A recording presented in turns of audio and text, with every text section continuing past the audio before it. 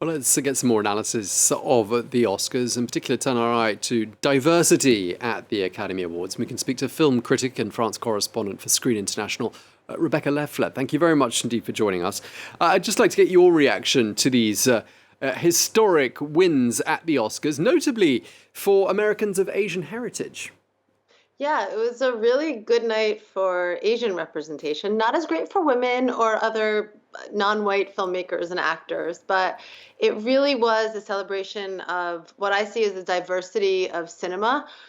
We throw this word diversity around a lot, and yes, of course, it's referring to the talent and all the people behind the scenes making the films. But for me, Everything Everywhere All at Once really represents a diversity of subject matter, not just talent. It's completely creative and weird and wild and crazy, and really represents cinema today. And of course, I mean, this package that you showed, I was even emotive just looking at it, because it was just really the underdogs coming through and showing that, it was really emotional, a really emotional evening.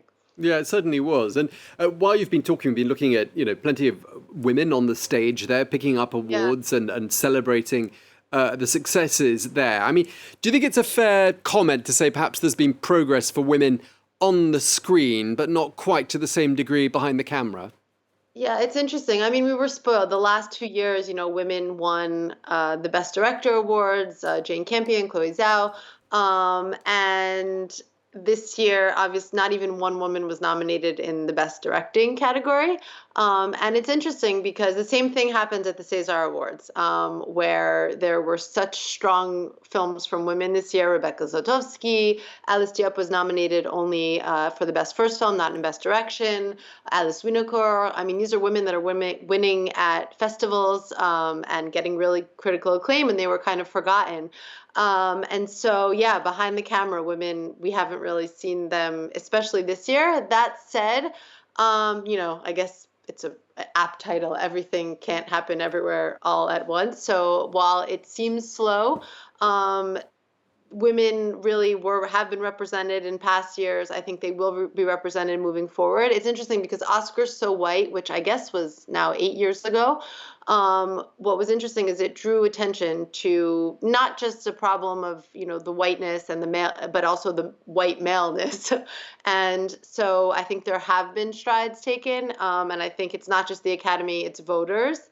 So I don't, I've written a lot about this, in Screen about the Césars, and obviously with regards to, the BAFTAs, the Oscars, all of the awards. And it's interesting because it's also, women need to vote for women. You just can't have, women need to be nominated, but there also need to be voters that are voting. There needs to be marketing around it. And so I don't think it's the end of the world, but I hope that we'll see if it's a pattern. If next year there are really strong films from women and none are nominated, there's a problem. But I think that women have been represented in other ways. Yeah, and I mean, you just talk about how far everything's come in the last few years. I mean, even one of the recipients of the award was kind of proof of that. I'm talking about Ke Huy Quan, who's back on the screen, and he was the child star of two of my favorite films of the 1980s, Yeah. The Goonies and Indiana Jones, of course. I mean, that's an amazing comeback, isn't it? And I think even he was taken by surprise at how the world has changed. Yeah, and I think that, his speech was so representative of so many of the speeches. Brendan Fraser and Michelle Yeoh was the same. It was this kind of really, like any good Hollywood movie, the Oscars this year were really a story of comeback. It was comeback season, and I think that Michelle Yeoh saying this is proof that dreams come true, and you mentioned Ki Hu Kwan he was talking about he came on a boat, he was a refugee, and he didn't see that there were roles for him, and here he is winning the award, and what's great is not just him winning, but I've seen him, we've all seen him throughout the whole awards season and winning other awards and doing the talk shows and press, and everyone is rooting for him. I think that he felt it. I think that I think that was what was so amazing is watching this is everyone was kind of everyone's been rooting Okay. for Jamie Lee Curtis.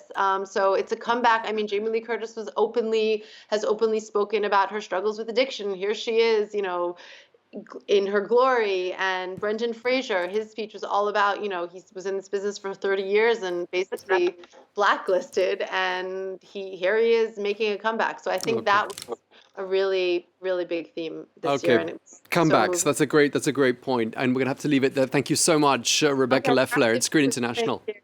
Thank you for being with us. Thanks.